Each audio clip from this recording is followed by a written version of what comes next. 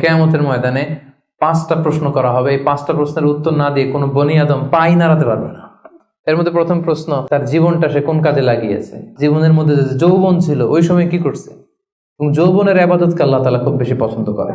আপনাদের এই বয়সের অফিসে খুব ব্যস্ততা, এরপরেও যে একটু কষ্ট করে নামাজটা পড়েন, হ্যাঁ, এরপরেও যে জামাতে আসেন, এরপরেও আপনি সুন্নাহ মোতাবেক চলতে যাচ্ছেন, দাড়ি রাখছেন, এটা অনেক বড় ইবাদত।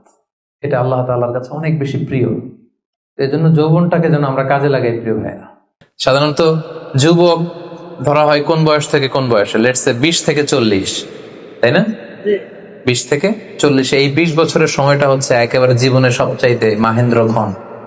এত শক্তি, সম্ভাবনা, টকবগে যুবকদের মধ্যে আল্লাহ অনেক প্রাণ শক্তি দিয়েছে। এরা বিপ্লব ঘটায় ফেলতে পারে, এরা সময়ের গতি স্রোতকে পাল্টে দেয়, সাগরের স্রোতকে উল্টে দেয়, এরা বিপ্লব করে ফেলে, ইতিহাস রচনা করে, ঠিক কিনা? এই জন্য যৌবনের এই সময়টা প্রিয় ভাইরা অনেক দামি। এটা বেশি দিন থাকবে না। রং ধরা যৌবন জং ধরে নাই, শেষ। এ দেখতে দেখতে ছোট্ট কিশোর হয়ে পৃথিবীতে এসেছিলেন, শিশু ছিলেন, কিশোর, তারপর এখন যুবক। কিছুদিন পরে বিয়ে করে থাকলে দেখবেন যে আল্লাহ ঘরে মেহমান পাঠিয়ে দিলে বাবা হয়ে গেছে। কিছুদিন পরে মেয়েটারে বিয়ে দিলে এরপর কি হয়ে যাবেন? শ্বশুর হয়ে যাবেন, এরপরে নানা হয়ে যাবেন, দাদা হয়ে যাবেন। এই তো জীবন, this is the circle of life.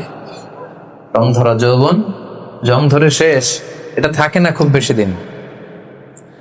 এই জন্য এই যৌবনের এই সময়টাকে যারা আল্লাহর ইবাদতে তারা কাটিয়েছে, তাদেরকে আল্লাহ তাআলা আরশের নিচে ছায়া দিবেন। নাশা ফি ইবাদাতিল্লাহ। এবং যৌবনের ইবাদতকে আল্লাহ তাআলা খুব বেশি পছন্দ করে। ইবাদতটা অনেক ব্রড সেন্সে যদি আপনি চিন্তা করেন, অনেকে মনে করে যে শুধু নামাজ পড়া, শুধু রোজা রাখা, শুধু জিকির করা এটাই ইবাদত। আসলে ব্যাপারটা কিন্তু এমন নয়। মানব কল্যাণে আপনি যাই করেন, আল্লাহ তাআলার আদেশ পালনে আপনি যাই করেন, সবটাই ইবাদত, ঠিক কিনা? আপনি যদি রক্ত দেন, মুমূর্ষ রোগীকে বাঁচাতে রক্তের প্রয়োজন হয় না? আপনি যদি তাকে বাঁচাতে রক্ত দেন, এটাও ইবাদত। আপনি পরিবেশকে সুন্দর রাখার জন্য গাছ লাগালেন, এটাও ইবাদত। আপনি একজন মানুষ বিপদে পড়েছে, it doesn't know what to do, আপনি তাকে কনসালটেশন করলেন, কিছু সুন্দর পরামর্শ দিলেন, গাইড করলেন যে এইটা ভুল, এইভাবে করো। এই যে আপনি টাইম ব্যয় করলেন, কনসালটেশন দিলেন, এটা ইবাদত। অনেকে মনে করে যে শুধু তাসবিহ, জিকির, কোরআন তেলাওয়াত এগুলোই মনে হয় ইবাদত। না, যে পথেই আল্লাহর সন্তুষ্টি, যে কাজ করলে আল্লাহ তাআলা সন্তুষ্ট হন, এই সবগুলো কাজই কিন্তু ইবাদত। তাই যৌবনের এই মোক্ষম সময়টাতে আল্লাহ তাআলার ইবাদত করে আমাদেরকে কাটাতে হবে। মা খালাকতুল জিন্না ওয়াল ইনসা ইল্লা লিয়াবুদুন। আমি মানব জাতির জিন জাতিকে কেবলই সৃষ্টি করেছি আমার ইবাদতের জন্য। এজন্য এই বয়সের, আপনাদের এই বয়সের অফিসে খুব ব্যস্ততা, এখানে খুব ব্যস্ততা, এরপরেও যে একটু কষ্ট করে নামাজটা পড়েন, হ্যাঁ, এরপরে যে জামাতে আসেন, এরপরেও আপনি সুন্নাহ মোতাবেক চলতে যাচ্ছেন, দাড়ি রাখছেন, এটা অনেক বড় ইবাদত। এটা আল্লাহ তাআলার কাছে অনেক বেশি প্রিয়। বৃদ্ধ বয়সের ইবাদতের চেয়ে যৌবনের ইবাদত আল্লাহর কাছে অনেক বেশি প্রিয়। এর কারণ হচ্ছে, বৃদ্ধ বয়সে ইবাদত ছাড়া করবেটা কি? ইবাদত ছাড়ার তো সময়ই কাটে না। কারণ ঘরে এর কথা শোনার কেউ নাই, কেউ সময় দেয় না, রাতে ঘুম আসে না, 3টার দিকে ঘুম ভেঙে যায়।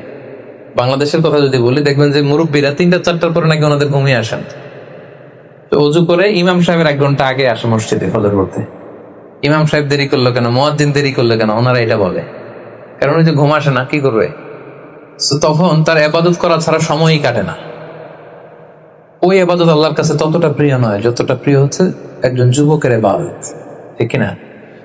আপনি যৌবন কালে যদি আল্লাহ তাআলা দাসত্ব করতে পারেন, ইবাদত করতে পারেন, আপনার বার্ধক্য উপনীত হওয়ার পরে ইবাদত করতে না পারলেও আল্লাহ তাআলা ইবাদত দিয়ে আপনার আমলনামা পূর্ণ করে দিবে। সুবহানাল্লাহ, পূর্ণ করে দেবে। ওটা ফজরের সময় উঠতে পারতেছেন না, কোমরে ব্যথা, ডায়াবেটিস ইত্যাদি ইত্যাদি, আল্লাহ বলবে যুবক অবস্থায় কি করেছিল ওটা দেখো, ওই সময় যা করছে ওইটা লিখে দাও। এই জন্য আল্লাহ রাসূল সাল্লাল্লাহু আলাইহি ওয়াসাল্লাম বলেছেন যে এই যৌবনটারে কাজে লাগাও। আল্লাহ রাসূল সাল্লাল্লাহু আলাইহি ওয়াসাল্লাম বলেছেন 5টা বিষয় আসার আগে 5টা জিনিসকে কাজে লাগাও। তার মধ্যে একটা হচ্ছে শাবাবাকা ক্বাবলা হারামিক, বার্ধক্য আসার আগে যৌবনকে কাজে লাগাও। সিহহাতাকা ক্বাবলা মারাদিক, অসুস্থতা আসার আগে সুস্থতাকে কাজে লাগাও। গিনাকা ক্বাবলা ফাকরিক, গরিব হয়ে যাওয়ার আগে তোমার ধনাঢ্যতাকে কাজে লাগাও। ফারাগাকা ক্বাবলা শুগলিক, ব্যস্ত হয়ে যাওয়ার আগে অবসরটারে কাজে লাগাও। হায়াতাকা ক্বাবলা মাউতিক, মৃত্যু আসার আগে জীবনটারে কাজে লাগাও। এই জন্য যৌবনটাকে যেন আমরা কাজে লাগাই প্রিয় ভাইয়া।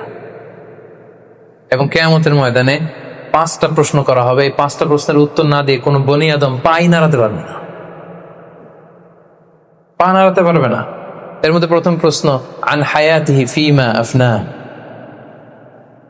তার জীবনটা সে কোন কাজে লাগিয়েছে। ও আন শাবাবিহি ফিমা আবলা, জীবনের মধ্যে যে যৌবন ছিল ওই সময় কি করছে, ওই সময় কি ইসলামের বিরুদ্ধে তার কাজ করেছে, হারাম কাজগুলোতে সময় ব্যয় করেছে, হারাম ব্যবসা করেছে, হারামের সাথে সম্পৃক্ত ছিল, ইসলাম বিরোধী গোষ্ঠীর সাথে সম্পৃক্ত ছিল।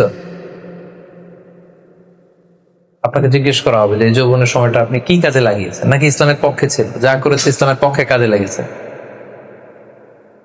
সম্পদ থেকে উপার্জন করেছে, কোথায় ব্যয় করেছে, যতটুকু জেনেছে ততটুকু মেনেছে কিনা। এই 5টা প্রশ্নের উত্তর দেওয়ার আগে বনি আদম কিয়ামতের ময়দানে পাই নাড়াতে পারবে না। এই জন্য দ্বিতীয় শ্রেণী হচ্ছে ওয়াশাবুন নাশাআ ফি ইবাদাতিল্লাহ, এমন যুবক যে তার যৌবনকে আল্লাহর ইবাদতে কাজে লাগিয়েছে। এজন্য যৌবনটাকে যেন আমরা কাজে লাগাই। মনে থাকবে সবার, সবাই কিন্তু আপনারা যুবক, এই সময়টা পাবো না, আমরা মিস করবো কিছুদিন পরে। এই যে কুচকুচে কালো দাড়ি, আপনার কি মনে হয় আজীবনে কালোই থাকবে?